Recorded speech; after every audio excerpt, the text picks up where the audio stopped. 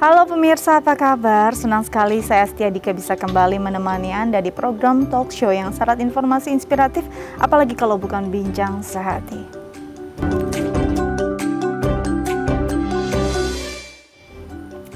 Ya, pemirsa bincang sehati, kadang-kadang kita sering ya merasa hal-hal yang terlintas dalam diri kita, kok kita merasa, kok saya gemuk sih, kok dia enggak ya, kok saya jerawatan sih, kok dia mulus ya, dan banyak hal yang terus-terus kita lakukan adalah membandingkan diri kita sendiri terhadap orang lain atau orang-orang di sekitar kita.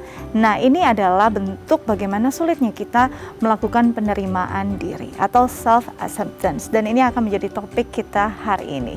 Tapi sebelum kita menuju ke topik kita, ada hal-hal yang sebenarnya menjadi bagian penting dari penerimaan diri, yaitu bagaimana kita menyayangi diri. Dan kita akan bahas beberapa fun fact seputar bagaimana caranya kita mulai menyayangi diri kita sendiri. Yang pertama adalah perlakukan diri kita sebagai seorang teman. Kalau seorang teman biasanya kan kita sayang, kita perhatian, kita adore juga, menghargai, kita respect gitu ya. Nah, ada baiknya kita memang merasakan atau menempatkan diri kita sebagai sahabat diri kita sendiri agar kita peduli terhadapnya. Kita merasa itu cantik, itu baik. Jadi hal-hal yang positif biasanya yang kita lihat dari teman itu juga bisa kita lihat dari dalam diri kita sendiri. Nah, seperti apa? Jauh mana sebenarnya kita bisa menjadikan diri kita sebagai sahabat? Nanti kita akan bahas bersama pakarnya. Oke, selanjutnya jadilah pengamat yang baik. Nah, hal-hal yang membuat rusaknya penerimaan diri adalah pengamatan kita yang kurang benar-benar atau kurang objektif terhadap diri sendiri. Kita seringkali merasa orang lain lebih dari kita. Rumput tetangga selalu lebih hijau. Jadi pastikan pengamatan diri kita benar-benar objektif, baik itu terhadap orang lain ataupun terhadap diri kita sendiri. Oke, selanjutnya adalah bicarakan baik-baik pada diri sendiri. Sering gak sih kalian atau pemirsa di rumah berbicara atau berdiskusi dengan diri sendiri? Mungkin kita lebih sering berdiskusi atau curhat dengan orang lain ya, tapi jarang sekali kita mengajak diri kita untuk berdiskusi, benar-benar merenungi apa saja yang sudah saya jalani hari ini, apa saja pencapaian yang sudah saya lakukan sampai tahun ini, sampai detik ini, apa kekurangan saya, apa kelebihan saya. Seringkali kita lupa untuk melakukan hal tersebut. Nanti kita akan bahas juga ya bagaimana cara berdiskusi dengan diri sendiri dengan tepat. Oke, selanjutnya adalah tulis perasaan yang Anda alami. Nah, kita seringkali denial atau mengelak pada perasaan yang kita rasakan. Kadang-kadang kita mungkin melihat orang lain, wah kok dia cantik ya, wah kok dia sukses ya, tapi kita nggak mau loh disebut sebagai orang yang iri. Padahal itu memang hal-hal yang wajar yang timbul dalam diri manusia. Jadi sebenarnya untuk kita benar-benar menerima diri sendiri, benar-benar mengekspresikan diri sendiri, jujur pada diri sendiri ini penting. Nah, kalau misalnya sulit, kita boleh loh tulis hal-hal itu dari kita untuk kita sendiri. Nah, ini bisa kita tulis di buku-buku harian kita. Kita bisa lihat, kita bisa review lagi ya. Oke. Selanjutnya adalah perhatikan diri sendiri. Ini pastinya hal yang penting. Dengan menyayangi diri sendiri, memperhatikan diri sendiri itu adalah poin utama. Dengan kita peduli pada diri sendiri, kita akan tahu dan mengenal diri kita sangat detail. Oke, nah nanti kita akan bahas satu persatu sejauh mana ini begitu penting untuk kita bisa mulai menyayangi diri kita sendiri. Tapi kita harus jeda dulu. Tetap bersama kami di Bincang Sehati.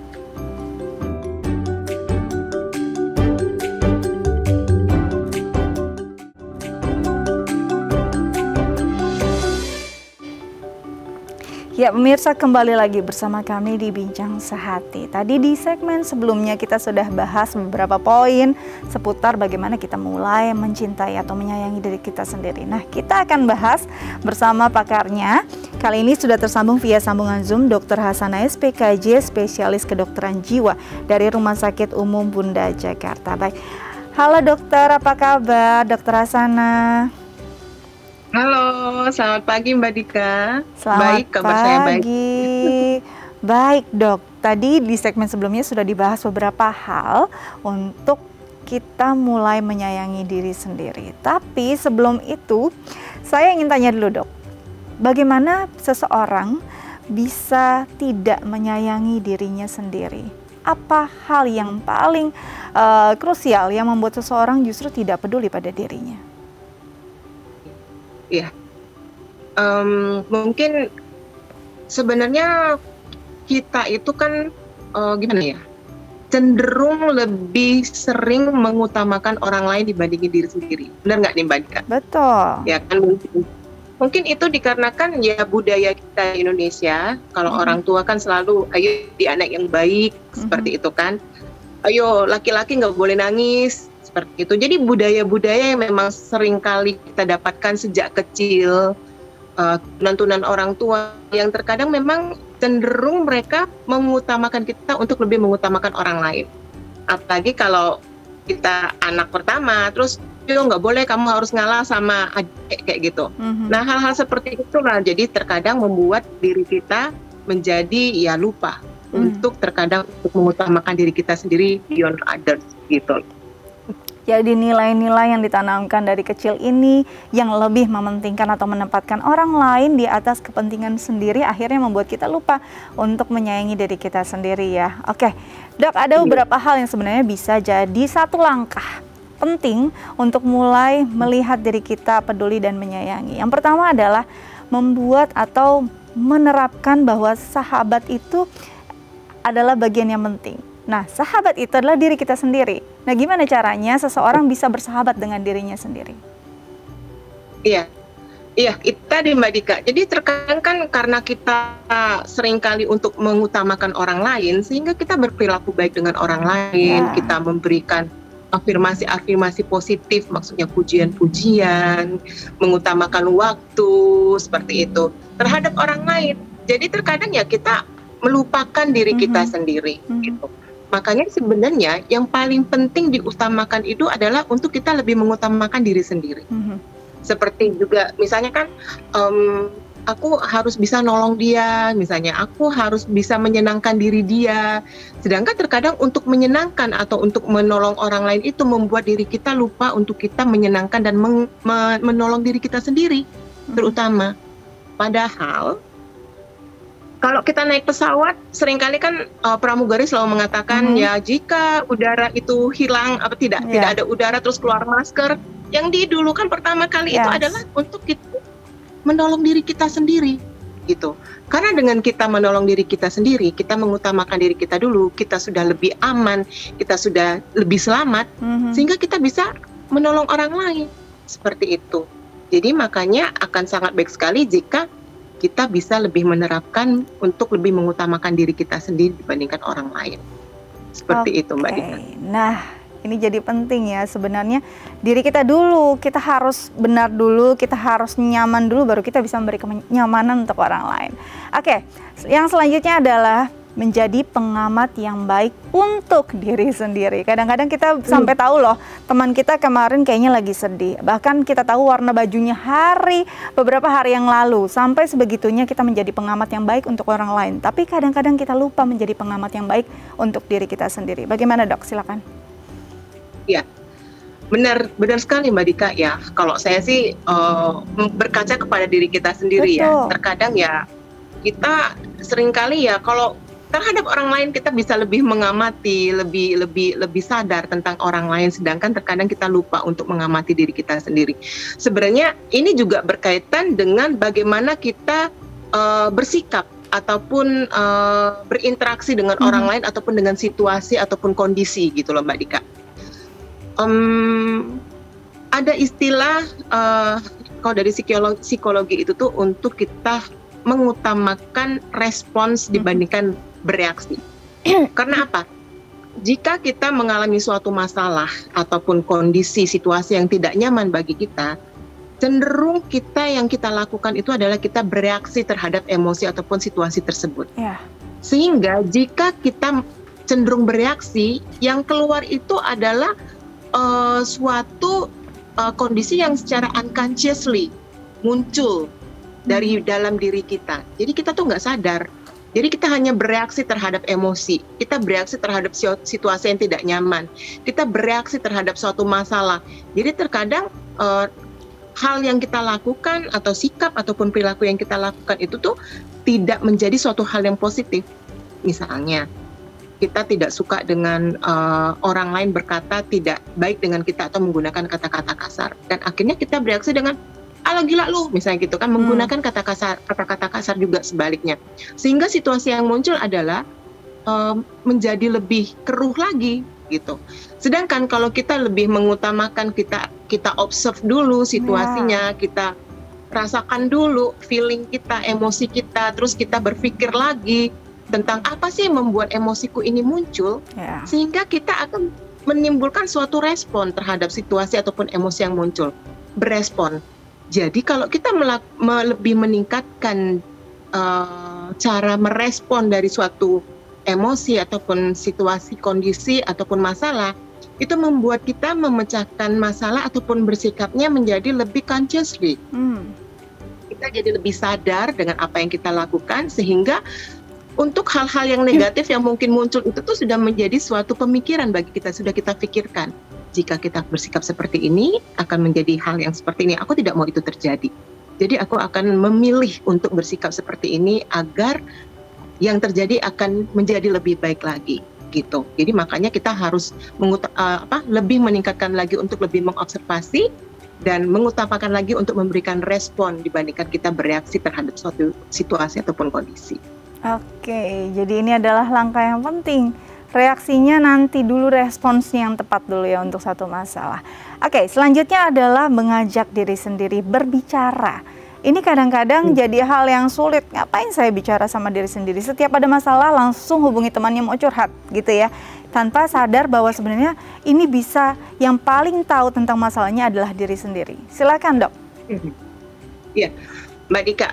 Pernah nggak Mbak Dika merasakan di suatu sisi kita terkadang memilih untuk tidak membicarakan masalah kita dengan orang lain? Pernah, pastinya. Karena kita pada saat kita mencoba membicarakan, terus kita mendapatkan suatu respon yang tidak sesuai dengan apa yang kita harapkan. Betul. Ya kan, jadi waktu baru kita bicara, aduh gue punya masalah nih, gue jadi nggak bisa ini, gue nggak bisa tidur, lu masalah lu baru gitu aja, gue juga selama ini udah gini. Nah, jadi respon yang diharapkan sebenarnya apa yang kita butuhkan itu kita tidak dapatkan. Maka dari itu jadi terkadang seseorang memilih untuk diam, memilih untuk bergelanyut sendiri dengan pikiran dia sendiri, dengan emosi yang dia alami, tanpa dia mau mencurahkan apapun yang tidak nyaman di dalam diri. Padahal terkadang sebelum kita bisa mengutarakan kepada orang lain, kita bisa berbicara kepada diri kita sendiri. Aduh, gue kok merasa nggak enak banget. Masalah ini menurutku sudah di luar batas kemampuanku, seperti itu. Namun jika kita memang ngerasa sudah lelah, sudah seperti itu, kita bisa memberikan suatu afirmasi positif pada diri kita. Kita berikan dukungan kepada diri kita. It's okay, Dika. Misalnya, kalau Mbak Dika yang mengalami, it's okay, Dika. Kamu selama ini sudah melakukan banyak hal yang baik. Kamu selama ini sudah melakukan hal-hal yang seharusnya menurut kamu nggak bisa. Tapi ternyata kamu bisa loh. Kamu melewati semua ini. Good job. Terima kasih kamu sudah melakukan hal yang baik yang sudah kamu lakukan. Dan yakinlah bahwa kedepannya pun kamu akan bisa melakukan ini.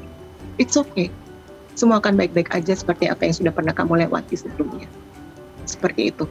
Terkadang dengan kita memberikan afirmasi positif kepada diri kita sendiri, kita berbicara kepada diri kita sendiri tentang kemampuan apa yang kita miliki, sehingga itu benar-benar merasuk ke dalam diri kita.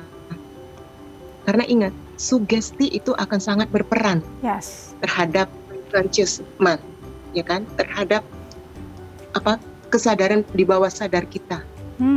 Dengan kita memberikan sugesti-sugesti, afirmasi positif, membuat kita akan jauh lebih kuat, membuat kita akan jauh lebih baik, dan membuat kita dapat menunjukkan hal-hal yang lebih yang kita miliki.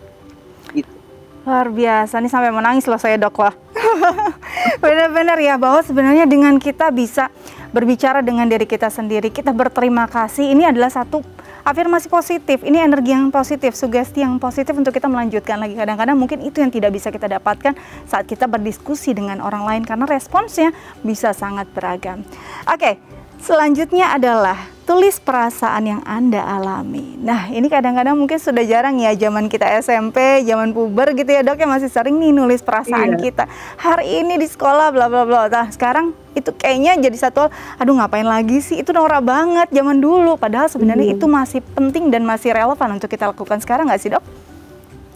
Betul, betul sekali Mbak Dika. Jadi sangat dianjurkan sekali untuk kita melakukan journaling. Jadi kita menuliskan semua kejadian, semua ketidaknyamanan, semua emosi yang kita miliki. Karena jika kita tidak menuliskan, yang ada di kepala kita itu tuh banyak banget, Ya, muter betul. banget di sini kan, banyak, dan itu tuh kayak benang kusut jadinya di kepala. Jika kita tidak menuliskannya di kertas, baik itu kita mengetik atau apapun itu bentuknya, karena dengan kita menuliskan, dengan kita melakukan ngetik atau apa, jadikan itu misalnya suatu cerita bersambung seperti itu, runut kejadian itu tuh akan menjadi lebih runtun. Yes. Perasaan-perasaan tidak nyaman yang kita miliki itu tuh jadi kelihatan apa yang membuat ketidaknyamanan ini muncul. Bagaimana selama ini respon yang aku lakukan terhadap ketidaknyamanan ini, pemecahan masalahnya itu seperti apa, dan bagaimana hasilnya. Karena itu akan terlihat terpapar dengan sangat jelas jika kita menuliskan semuanya yang ada di pikiran kita. Sehingga kita juga akhirnya seperti Mbak Dika tadi bilang, jadi kita juga jadi belajar. Ya kan, kita review kembali. Oh ternyata selama ini aku melakukan hal ini, dan ternyata hasilnya tuh nggak oke. Mungkin ya next time kalau misalnya ini lagi aku akan perbaiki lagi dengan cara yang lain. Misalnya seperti itu. Dan dengan seperti itu juga kita juga bisa memahami lebih jelas mengenai diri kita. Kita melihat dengan jelas apa kelebihan yang kita miliki, apa yang kekurangan yang kita lakukan. Ya kan, bagaimana self-actuating yang kita lakukan selama ini, apakah kita sudah melakukan hal-hal yang mengutamakan diri kita? Apakah kita sudah mendapatkan hal-hal yang selama ini kita inginkan di dalam hidup? Apakah ternyata kita lebih banyak mengutamakan orang lain dibandingin diri kita? Sehingga kita merasa kelelahan dengan semua itu karena kita merasakan tidak mendapatkan achievement yang cukup, yang sebenarnya menjadi tujuan hidup kita selama ini. Betul, ini penting sekali ya, dengan menuliskan ini jadi runut, jadi runtun. Bahkan kita bisa mengevaluasi setiap ada masalah atau hal-hal yang membuat kita tidak nyaman atau cemas, apakah respons kita sudah jauh lebih baik dari sebelumnya atau ada penurunan. Nah ini kita bisa review juga, bisa evaluasi ya dok ya. Oke, selanjutnya adalah memperhatikan diri sendiri. Ini pastinya jadi satu hal yang paling penting dan bukan cuma sesekali, tiap hari, tiap detik kalau bisa kita memperhatikan dulu apa yang kita lakukan, ya nggak sih dok? Penting banget Mbak Dika, penting banget. Kayaknya sekarang itu di sosial media ya Mbak Dika ya, teman-teman psikiater saya juga sudah banyak sekali mereka melakukan tema-tema yang menyatakan tentang ya lakukanlah self love, gitu. Cintailah dirimu sendiri, kayak gitu. Utamakanlah dirimu dibandingin orang lain. Jadi terkadang ada juga yang bilang seperti ini, loh dok, kalau saya melakukan self love berarti saya egois dong. Dia menyatakan bahwa berarti saya selfish dong. Selfish dan self love itu tuh sangat jauh berbeda. Kalau self love itu adalah kita melakukan hal yang mengutamakan diri kita sendiri, kita merawat diri kita membuat diri kita nyaman untuk kesehatan mental kita di dalam kita menjalani hidup. Sedangkan kalau selfish ataupun egois adalah dia mengutamakan diri dia sendiri dibandingkan orang lain sehingga itu akan merugikan orang lain. Nah, itu. Jadi itu akan sangat berbeda sekali dalam kita menerapkan self love dengan selfish. Kalau selfish itu sangat berkaitan dengan kepribadian seseorang, yaitu narsisistik, narsisisme. Mengutamakan hanya diri sendiri, semuanya untuk dia, orang lain nggak peduli dia hanya peduli kepada diri sendiri. Berbeda dengan self love. Kalau self love itu kita merawat diri, kita mengutamakan diri, kita memberikan afirmasi positif, memberikan pujian-pujian positif buat diri kita. Dengan harapan setelah kita melakukan itu semua, kita akan bisa membantu orang lain. Kita bisa melakukan hal-hal yang positif buat orang lain. Itu gitu. poin pentingnya ya dok ya. Penting sekali. Penting sekali. Ini harus kita lihat bahwa poin pentingnya kalau selfish kita mungkin akan merugikan orang lain. Tapi self love justru kita akan membuat diri kita jadi orang yang lebih baik, bahkan bisa bermanfaat untuk orang lain. Oke dok, nanti kita lanjut lagi, tapi kita harus jeda terlebih dahulu. Tetap bersama kami pemirsa di Bincang Sehati.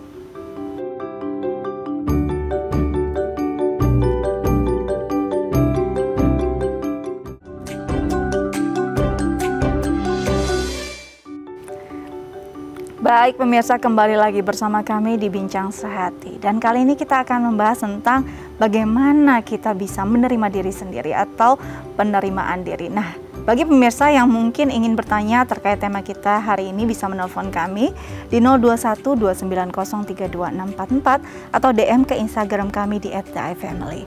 Oke, kita lanjut bersama dokter kita, Dokter Rasana. Dok, masih bersama kami, Dok? Masih Mbak Dika. Oke, siap. Hari ini kita akan bahas tentang penerimaan diri atau self acceptance. Nah, sebenarnya penerimaan diri itu apa sih, Dok? Ya, penerimaan diri ataupun self acceptance gitu. Jadi sebenarnya istilah self acceptance ini itu umum ya, Mbak Dika ya. Cuma ya memang karena ini banyak banget dibahasnya oleh psikolog-psikolog dari luar, jadi menggunakan istilah mereka yaitu self acceptance. Tapi kalau di kehidupan kita sendiri, sebenarnya kita udah tahu, ya terimalah, katanya. Yo nerimo, yo tawakal, kayak gitu kan. Sebenarnya istilah itu tuh sudah sering banget untuk kita pahami, sudah sering banget untuk kita dengar kalau nasihat-nasihat para orang tua gitu ya, Dok ya. Seperti itu, yo nerimo, kayak gitu ya, Mbak Dika ya. Jadi maksudnya adalah jika kita melakukan penerimaan diri, berarti ya kita menerima diri kita apa adanya. Kita tahu tentang diri kita. Jadi ini juga berkaitan dengan self awareness ya. Jadi kita tuh paham, kita ngerti diri kita itu bagaimana. Walaupun kita tahu di dalam kehidupan itu yang paling sering melakukan penilaian adalah orang lain terhadap diri kita. Betul. Namun sebenarnya yang paling jago untuk menilai diri kita sendiri adalah kita sendiri. Yang paling tahu tentang diri kita itu adalah diri kita sendiri. Kita yang tahu tentang kelebihan kita yang tahu tentang kelemahan ataupun kekurangan kita.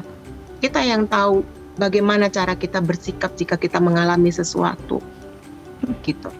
Jadi untuk self acceptance ini, maka dari itu setelah kita mengetahui itu, ya kita harus bisa dapat menerimanya. Oh iya, aku memang orangnya baperan.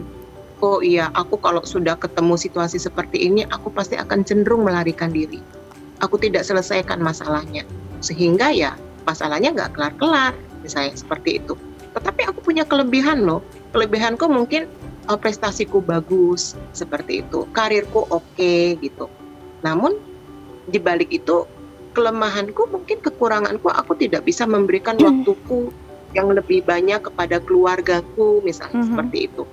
Dengan seperti itu kan kalau jika kita sudah memahaminya, kita sudah mengetahuinya, dan kemudian kita menerimanya secara utuh, harapannya adalah kita akan bisa mencari jalan keluarnya. Itu yang dengan kita menjalani, ya itu yang penting. Jadi kita tidak berlarut-larut, malah kita mencari, bertanya, kenapa aku seperti ini, kenapa aku seperti itu, gitu kan. Tidak menyelesaikan semuanya. Padahal sebenarnya jawabannya itu sudah ada, mungkin selama ini kita belum aware, kita belum mengerti, dan kita belum menerima. Baik. Dok, kalau bicara, kalau bicara tentang penerimaan diri ini, banyak sekali sebenarnya orang di bibir pastinya udah kok, saya tahu kok kekurangan saya tahu kok kelebihan saya. Perihal ini adalah sampai di titik tahu, tapi belum tentu menerima. Jadi kita tidak bisa benar-benar hanya mengungkapkan di bibir ya, Dok ya. Penerimaannya sendiri kita bisa melihat diri kita benar-benar sudah menerima itu di mana sih? Dengan kita mengakui belum tentu kita bisa menerima kan sebenarnya, Dok? Betul. Jadi itu dia tadi tuh Mbak Dika yang saya bilang tadi. Terkadang kita itu lebih mengutamakan bereaksi terhadap suatu hal. Gitu kan? Jadi pada saat kita dibilangin, lu ngerti nggak sih kalau selama ini apa yang lu lakukan itu tuh misalnya bikin semua ini tuh nggak ada jalan keluarnya gitu misalnya. Lu tuh selama ini sikap lu nyakitin kita, terus dia langsung bilang, apa gue tuh tahu diri gue tuh seperti apa misalnya kayak gitu. Jadi dia cenderung bereaksi dan menyatakan bahwa dia tahu, tapi sebenarnya dia nggak ngeh. Dia sebenarnya belum paham sekali bahwa apa yang sudah dia lakukan itu mungkin misalnya merugikan orang lain dan bahkan merugikan diri dia sendiri, seperti itu. Namun yang dia introyeksikan, yang dia masukkan ke dalam diri dia bahwa dia tidak beruntung misalnya gitu, bahwa orang-orang tidak memahami dia gitu, bahwa aku kok tidak bisa tidak bisa seperti orang lain. Padahal sebenarnya jika dia lebih memahami dia dan dia juga bisa berespon dengan baik kayak gitu, mungkin dia akan menjadi suatu sosok ataupun individu yang jauh lebih baik juga. Oke, ini ada hubungannya dengan mindset nggak sih, Dok? Kalau kita bicara tentang bahwa saya tahu kok saya tidak bisa nih menjadi orang yang sekuat itu, tapi bukannya menerima, masih ada alasan. Jadi selalu berargumen dari kekurangan yang kita punya.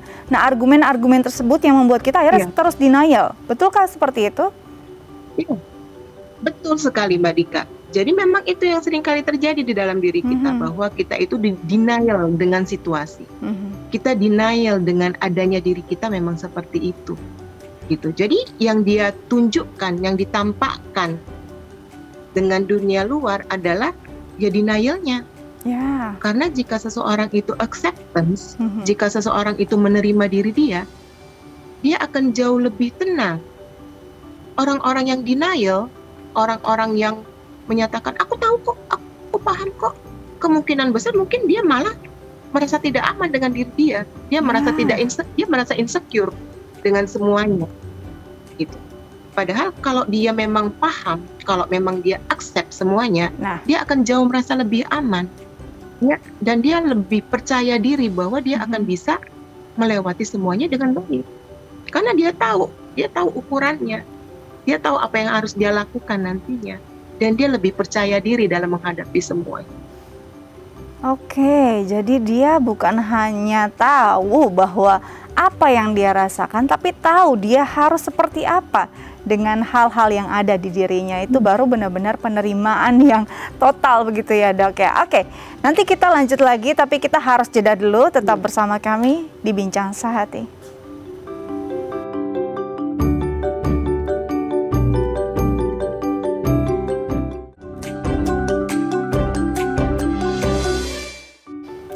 Baik pemirsa, kembali lagi bersama kami di Bincang Sehati. Dan bagi pemirsa di rumah yang punya pertanyaan terkait tema kita kali ini, bisa menelpon kami di 021-2903-2644 atau DM ke Instagram kami di @theifamily.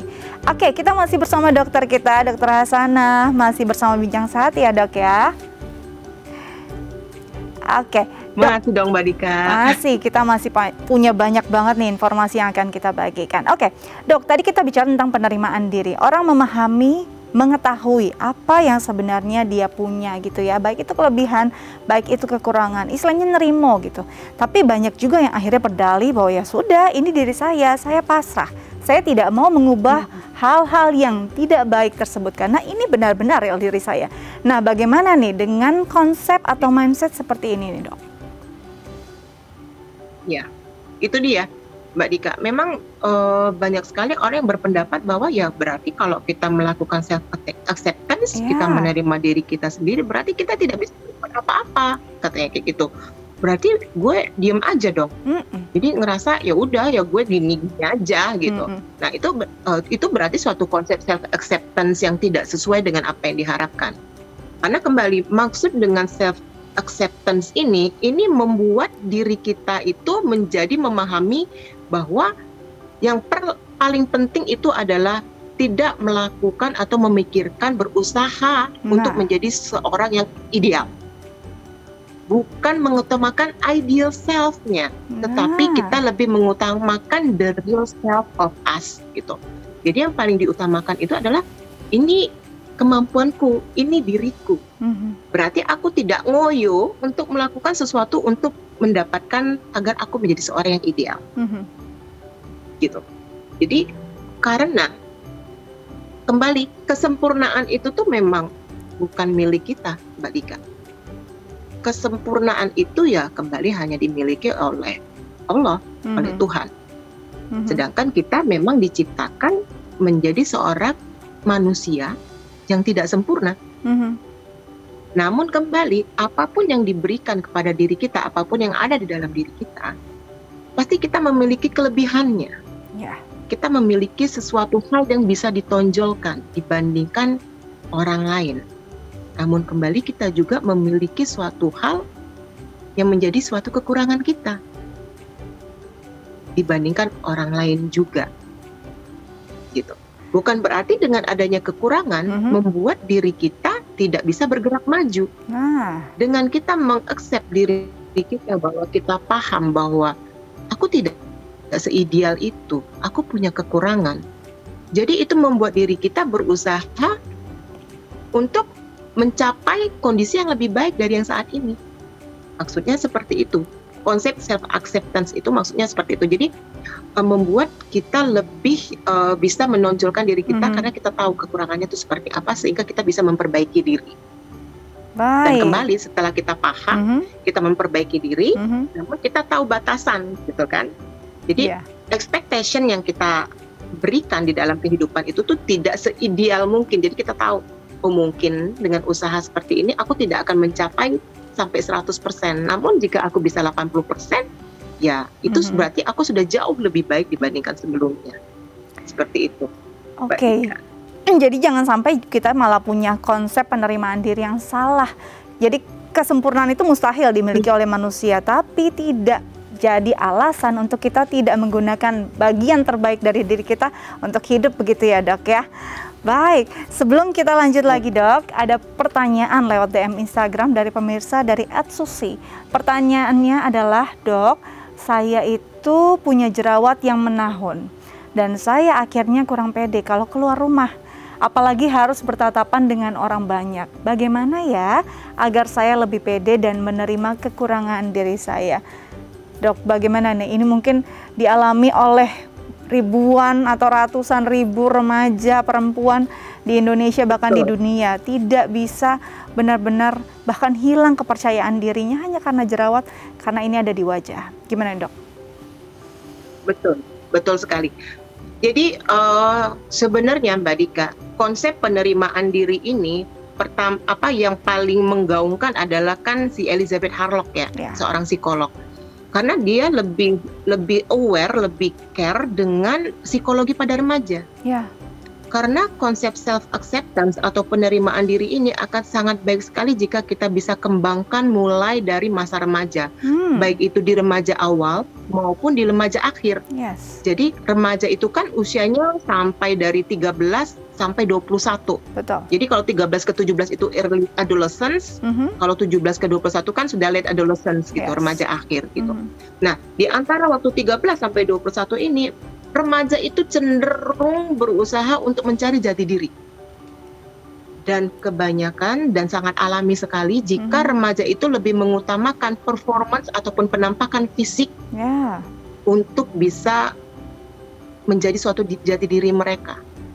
Gitu. Jadi paling kalau sudah jerawatan satu aja remaja itu udah ngerasa wah hancur dunia. Gitu. Jadi dia tidak bisa melakukan apa-apa lagi dikarenakan penampilan diri dia sudah nggak oke, gitu kan. Nah, padahal itu tadi semenjak remaja, mungkin ini namanya Susi ya, mungkin Susi harus mulai bisa ingat bahwa sebenarnya performance-nya kita di dalam kita berinteraksi dengan orang lain, di lingkungan, di sekolah, ataupun nanti di pekerjaan kita, tidak dinilai semata-mata hanya dari penampilan fisik.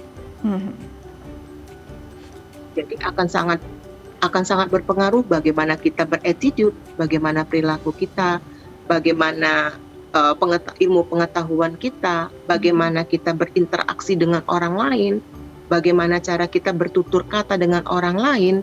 Jadi hal-hal yang seperti itu terkadang jauh lebih penting dibandingkan ya penampilan fisik, gitu loh Sus.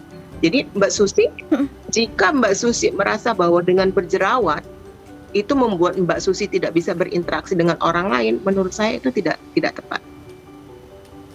Jika Mbak Susi bisa menjadi seorang yang enak untuk diajak bicara, membuat orang lain nyaman untuk bisa berteman, menjadi teman sharing yang oke, itu akan jauh membuat orang lain nyaman dibandingkan dengan penampilan fisik. Dan anyway, perilaku kita, interaksi kita dengan orang lain, bagaimana cara kita untuk bisa menyamankan orang lain, bagaimana tutur kata kita, itu akan jauh lebih awet. Maksudnya itu akan selalu ada di dalam diri kita. Sedangkan yang namanya fisik, jerawat atau apapun itu, bagaimanapun caranya itu akan bisa hilang. Tetapi the real you, adanya dirimu, kelebihan yang kamu miliki di dalam dirimu itu ada, sudah ada di sana, dan it's you. So tetaplah kamu untuk bisa lebih performance tetap akan bisa dilakukan. Apapun kamu tetap lakukan, walaupun dengan jerawat penuh di wajah pun, walaupun dengan ya kamu lihat bagaimana orang yang tidak punya matanya tidak ada sebelah, yang wajahnya mungkin rusak sebelah, tetapi dia tetap bisa melakukan aktivitas yang melebihi orang lain. Pernah nggak mendengar kalau ada orang yang nggak punya kaki sebelah, tetapi kemudian dia bisa naik Gunung Everest? Betul. Itu nyata. Pernah nggak ngelihat orang yang tidak punya tangan tetapi dia bisa melukis dengan sangat hebat? Karena kelebihan yang kita miliki itu tidak semata-mata hanya dari fisik saja, tetapi the real you,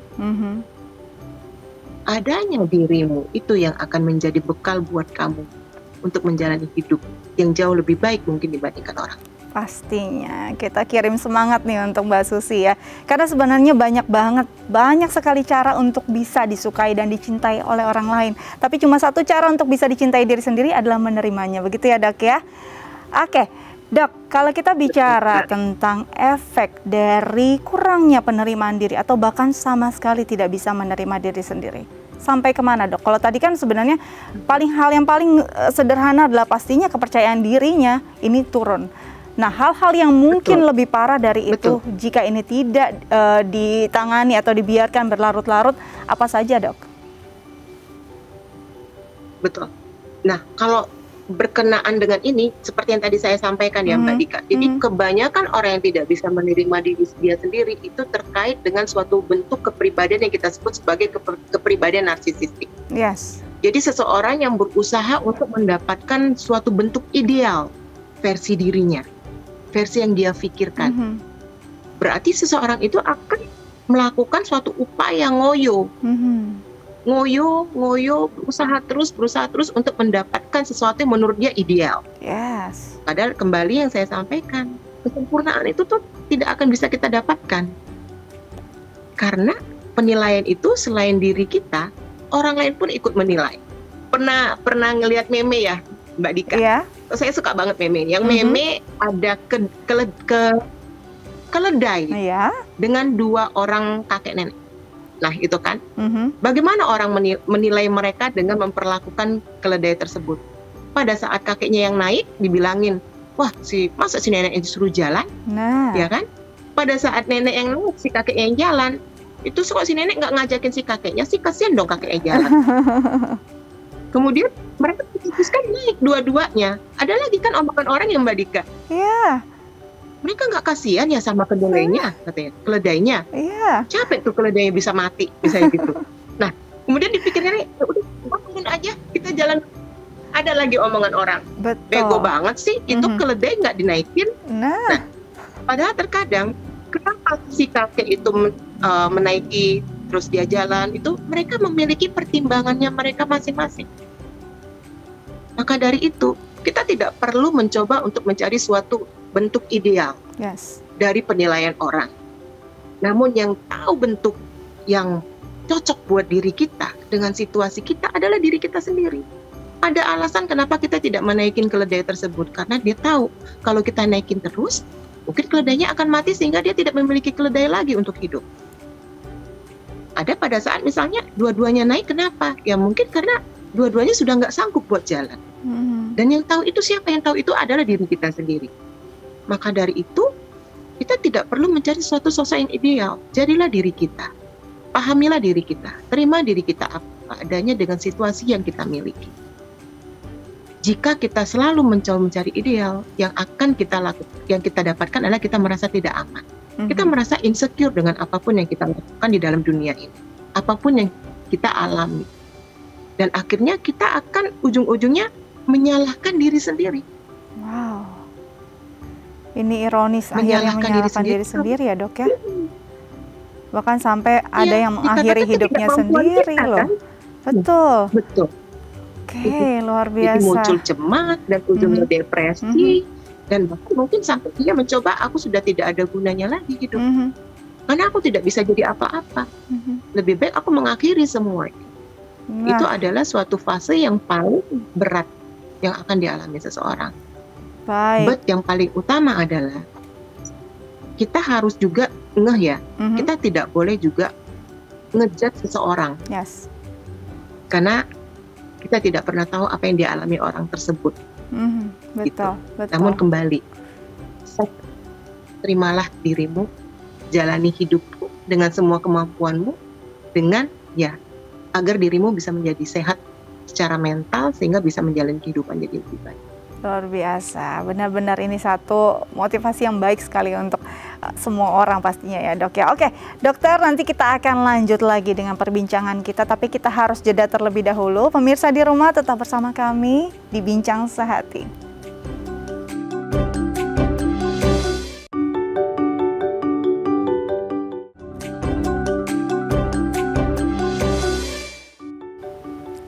Baik pemirsa, kembali lagi bersama kami di Bincang Sehati, masih bersama dengan Dokter Hasanah.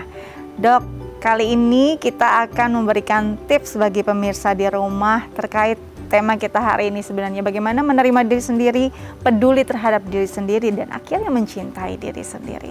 Oke, tips yang pertama adalah memenuhi kebutuhan diri dengan baik. Nah, sebenarnya kebutuhan apa saja yang harus dipenuhi seseorang dalam hidupnya agar dia bisa menerima dan mencintai diri sendiri?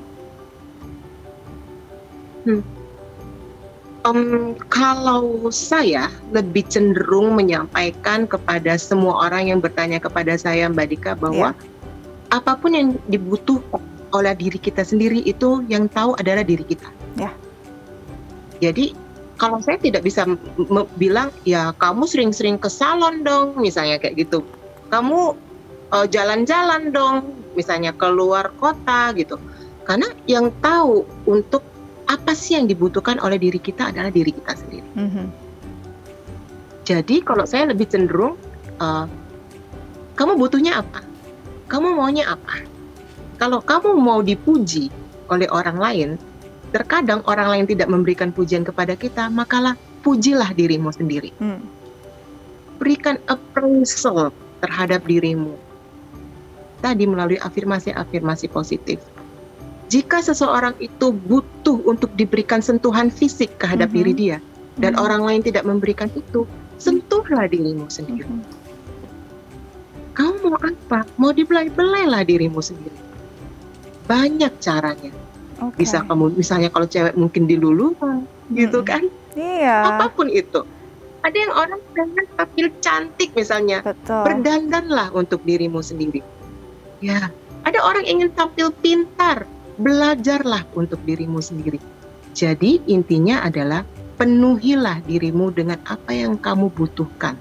Karena yang paling tahu adalah dirimu sendiri, betul. Karena kebutuhan setiap orang bahkan sangat individu, tidak mungkin bisa disamaratakan. Ya, oke. Selanjutnya adalah meluangkan waktu tanpa gawai elektronik. Ini kadang-kadang gawai apa yang ada di media sosial ini memancing kita untuk akhirnya sulit sekali menerima diri sendiri. Betul nggak sih dok? Gimana caranya bisa nggak kita hidup tanpa gawai di era macam ini? Ya. Kalau kita mau hidup tanpa gawai untuk era saat ini, Mbak Dika, kayaknya kalau saya sendiri juga akan bisa mati gaya ya. Sulit ya. Karena ya memang kalau untuk dalam era saat ini gawai itu tuh memang sangat penting, apalagi untuk kita bisa berkomunikasi dan juga ya untuk kita bisa menambah ilmu gitu. Jadi banyak hal-hal positif sebenarnya. Betul. Yang bisa kita dapatkan dengan kita menggunakan gawai. Namun kembali, gawai itu jika kita lakukan, kita gunakan terus-menerus, kita harus lebih hati-hati. Ada kondisi yang kita sebut sebagai adiksi gawai. Yes. Jadi ada adiksi HP ya kan, atau internet, ataupun games, ataupun bentuk apapun itu yang terkait dengan gadget. Gitu. Jadi akan sangat penting sekali bagi kita untuk kita lepas dari gadget. Dengan kita lepas dari gadget, berarti kita memberikan keluangan waktu bagi kita untuk fokus pada kebutuhan diri kita sendiri.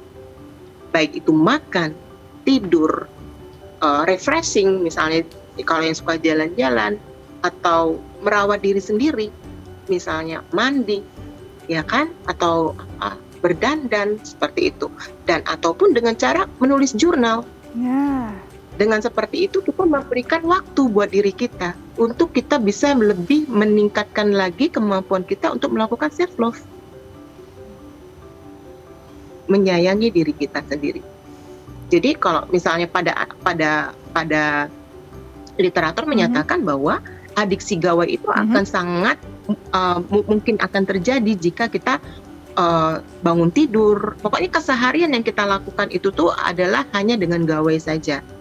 Kita tidak bisa hidup dengan gawai. Kalau lepas dari gawai itu membuat kita menjadi gelisah dan bahkan merugikan diri sendiri dan orang lain. Itu addiction. Maka dari itu kita harus memberikan cukup waktu. Kalau misalnya pada anak-anak, bayi itu malah nggak boleh sama sekali ada gawai, ya kan? Kalau usia 2-5 tahun itu tuh paling diberikan waktu 1 jam. Betul. Untuk memegang gawai ataupun menonton TV. Pada remaja itu tuh bisa 2-4 jam. Nah, pada kita dewasa, ya kita harus memberikan self time buat kita untuk kita lepas dari gawai.